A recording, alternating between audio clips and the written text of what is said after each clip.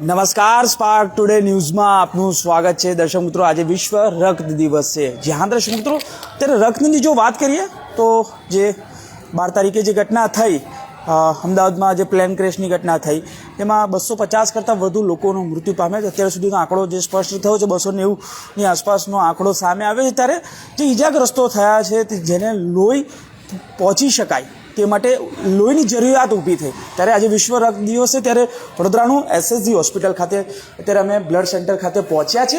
આપ જુઓ કે આજે વિશ્વ રક્ત દિવસની ઉજવણી થઈ રહી છે વડોદરાના એસએસજી હોસ્પિટલ ખાતે। આ એટલા માટે જરૂરી છે કારણ કે આપ જુઓ કે તમામ મેડિકલ સ્ટાફ આ તમામ લોકો સજ્જ છે। બ્લડ ડોનેટ જે કરવા આવતા હોય તે લોકો માટે પણ વ્યવસ્થા સારી કરવામાં આવી છે।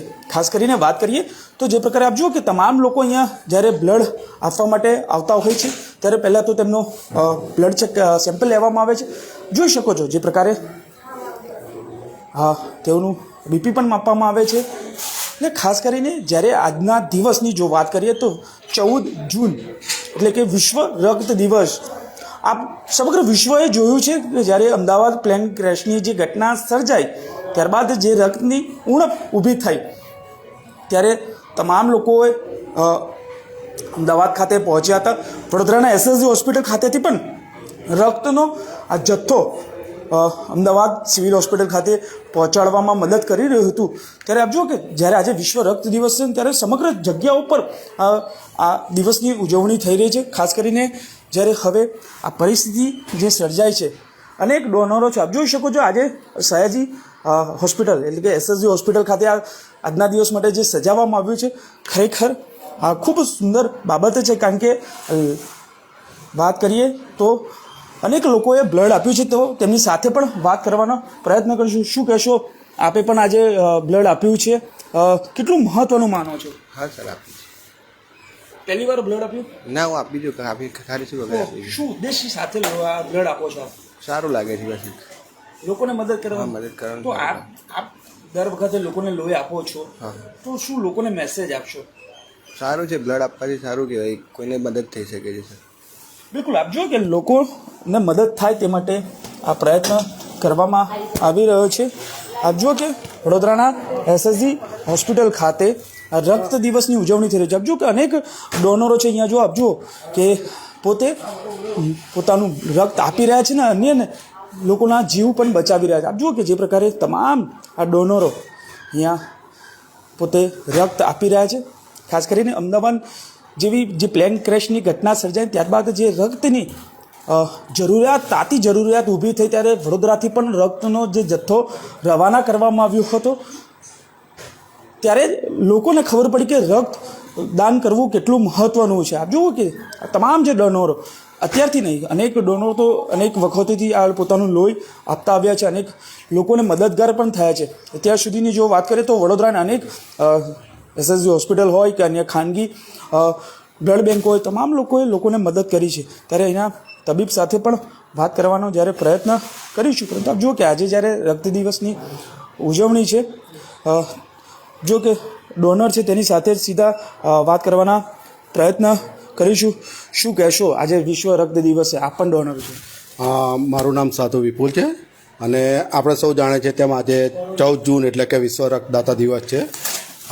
હું છેલ્લા 5-6 વર્ષથી રેગ્યુલર રક્ત ડોનેટ કરી રહ્યો છું અને આપણે હમણાં તાજેતરમાં જોયું એમ જે રીતે અમદાવાદમાં પ્લેન દુર્ઘટના બની તો રક્ત ડોનેટ કરવું એટલા માટે જરૂરી છે કે આપણે એક યુનિટ હોય છે એમાંથી 3 લોકોનો આપણે જીવ બચાવી શકીએ છીએ। તો આવી જ્યારે બી આપણે આપણા ભારતમાં કે આપણા ગુજરાતમાં કે આપણા એરિયામાં જ્યારે બી આવી કોઈ ઘટના થાય ત્યારે જરૂરિયાતમંદોને આપણે એ રક્ત પૂરું પાડી શકે છે અને અમને જીવન બચાવી શકે છે।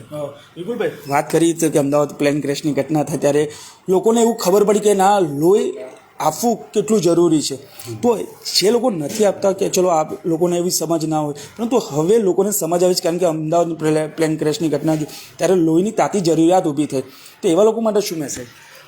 હું દરેક લોકોને એ કહેવા માગીશ કે રક્તદાન કરવું ઘણા લોકોને અંદરથી એન્ઝાયટી હોય છે કે રક્તદાન અમારું લોહી આટલું જતું રહેશે, પણ રક્ત બનવા માટે જેટલું રક્ત આપણા શરીરમાંથી જાય છે એટલું 2 દિવસમાં બની જતું હોય છે, એટલે એની ચિંતા કરવાની જરૂર નથી હોતી। બીજું કે જ્યારે બી આપણે રક્તદાન કરો છો ત્યારે આપણું પહેલાં એક મેડિકલ ચેકઅપ થાય છે. તો એના થ્રુ આપણાને એ બી ખબર પડી શકે છે કે આપણા શરીરનું રેગ્યુલર મેડિકલ ચેકઅપ થાય. આજે વિશ્વ રક્તદાતા દિવસ નથી, કોકનું જીવ બચાવવા માટે અનેક લોકો ડોનેટ કરવા માટે પણ આવતા હોય છે, પરંતુ ક્યાંક લોકોને હજુ પણ મનમાં ડર હોતો હોય કે સાહેબ અમારું લોહી ક્યાં જતું હશે, કોને મળતું હશે, તો એ લોકોનો ડર ભગાવવા માટે શું?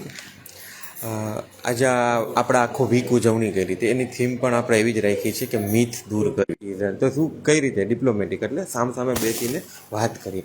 તો તમને કોઈ પણ જાતની એઝ બિંગ ડોનર અથવા તો બ્લડ, તમે ભલે ડોનર ન હોય, તમે 65થી ઉપરના હોય, તમને ભલે એલિજિબલ નથી ડોનેશન માટે, છતાં પણ તમને જો કોઈ પણ જાતની ક્વેરી હોય બ્લડ ડોનેશન માટે, તો જે તે વિષયના એક્સપર્ટ અથવા તો ત્યાં જઈને જો આપણે પૂછશું ને તો જ આપણને ખરેખર ખ્યાલ આવશે કે આ વસ્તુ મિથ છે, ખોટી માહિતી છે કે સાચી માહિતી છે, પ્રેરાવવું જોઈએ કે ન પ્રેરવું છે. 2-3 વસ્તુ હું તમને મિથ કહીશ કે આજના જમાનામાં ઘણી બધી ફેલાય છે, કેમ કે નેગેટિવ વસ્તુ બહુ જ ફેલાય. જેમ પહેલાં ડોનરે વાત કરી આપણા રક્તદાતાએ કે કમજોરી આવી જાય છે, આ તકલીફ પડે છે. ખરેખર કમજોરી નથી આવતી, લોકો ડોનેશન કરે જ છે. તમારું જે બ્લડ નીકળશે ને એ 24 કલાકની અંદર તો એ પ્લાઝમા તમારું બની જશે અને 2 કે 3 વીકમાં તમારું લાયલ લોહી પાછું બની જશે. આનાથી ઘણા રિસર્ચો, હમણાં જ રિસર્ચ એવું આવ્યું છે કે તમે બ્લડ ડોનેટ કરો ને તો તમારામાં ઘણા જીનેટિક ફેરફાર પણ થાય, તો જે કેન્સર થવાની શક્યતા હોય ને એ પણ ઘટી જાય છે, લોહીના કેન્સર થાય. બીજી વસ્તુ એ છે કે આપણે ઘણી વખત ડેફિશિયન્સી હોય છે કે એકને એક વસ્તુ, એક રફ એક્ઝામ્પલ આપું લીમેન માટે કે ભાઈ જે એક્સપર્ટ નથી એટલે લીમેન કહું છું કે ભાઈ વિષયના જાણકાર નથી, કે કોમન વ્યક્તિ હોય કે આપણે કોઈ એક કામ કરતા હોય તો મારો હાથ હોય એસીમાં બેસતો હોય અને એટલું કામ હાથથી ન થાય તો મારી ચામડી પાતળી હોય, પણ જે લોકો દરરોજ હથોડીથી કામ કરે છે તો એની ચામડી જાડી થઈ જાય, કેમ કે એની રીજનરેશન થાય. તો એવી રીતના તો તમે લોહી આપો ને તો જે લોહીના જે સ્ટેમ સેલ હોય ને એ પાછા રીજનરેશન કરવા માટે તમને હેલ્ધી સ્ટેમ સેલ આવશે. તો તમારું એક જાતનું આપણે કેમ ફોન રીફર્બિશ થાય એવી રીતના તમારા બોડીમાં લોહી રીફર્બિશ થઈને આવે છે અને તમને હેલ્ધી પણ મહેસૂસ થાય છે. આ ફાયદાઓ પણ છે અને મિથ આપણે ખરેખર દૂર રહેવું છે, જેથી કરીને મિથ હોય તો તમે કોઈ પણ બ્લડ સેન્ટરનો જઈને કોન્ટેક્ટ કરી શકો છો કે શું છે. બીજી મિથ એવી છે કે મને મળતું નથી, હું આપું છું. દાન એવી વસ્તુ છે કે પહેલાં તો મેળવવાની આશા, પણ છતાં પણ હવે શું થાય, હું 3 મહિને ડોનેટ કર્યું તો મેં આપેલું છે, મારા રિલેટિવની જરૂર પડી છે, મને મળતું નથી, તો શું કરી શકો? તમે બ્લડ સેન્ટર જઈને પૂછી શકો મેં હમણાં જ આપેલું છે, હું આપી નથી શકતો. તો કદાચ એ લોકો ટ્રાય પણ કરે કે અહીંથી તમને ડોનરનો કોન્ટેક્ટ આવે, ડોનર લિસ્ટ હોય એ આપે, અને છતાં એ પણ કંઈ ના હોય તો આપણે આપણા રિલેટિવને કે બીજાને મોટિવેટ કરીને એમને પણ આપણે બોલાવી શકીએ છીએ કે જેથી કરી, કેમ કે લોહીથી કોઈનો ને કોઈનો જીવ જ બચે છે. આ નશાકારક દ્રવ્ય નથી કે કોઈ સાહેબે બીજા કોઈ પર્સનલ વીઆઈપી માટે પોતાના માટે યુઝ કરવાના છે, કે ધીસ ઇઝ નોટ થિંગ કે કોઈ લોકો પોતે જરૂર જીવની ઘટ છે અને જીવ આપો છો, એટલે જે લોકો માંદા હશે એ લોકોને જ જશે અને એનો જીવ જ બચવાનો છે, આપણા રિલેટિવને નહીં તો બીજાનો. એવી જ આશા રાખવાની છે કે તમે લાપેલું લોહી છે 35 થી 42 દિવસ સુધીમાં જે એક્સપાયરી ડેટમાં વપરાઈ જ જવાનું છે, તો કોકનો જીવ જ બચેલો છે. પણ આપણે જ્યારે જરૂર પડતી હોય તો વી કેન આસ્ક, પાછું ઓર્ગેનાઇઝેશન કરી શકે. દર 3 મહિને તમે બ્લડ શિબિરોને તમે આયોજન કરી શકો છો, તો જે ડોનર આપેલું છે 3 મહિના પછી પાછું આપે, કોઈનો જીવ જ બચવાનો છે એ આશા સાથે આપણે ડોનેશન કરીએ છીએ અને એ 100% એક કામમાં જ આવેલું છે એવી જ આશા રાખવાની છે. કેમ કે આપણે ત્યાં આપણા બ્લડ સેન્ટરમાં કોઈ પણ જાતનું લાલ લોહી એ કે એક્સપાયર્ડ થતું નથી, કેમ કે એક લોહીમાંથી 3 ઘટકો બને છે. લોકો એમ કહે કે હું તો આપું છું ને એ તો ફેંકી દે છે. હમણાં ન્યૂઝમાં આવેલું હતું કે કર્ણાટકમાં આટલા 1000 લીટર લોહીનો વેડફાર નથી.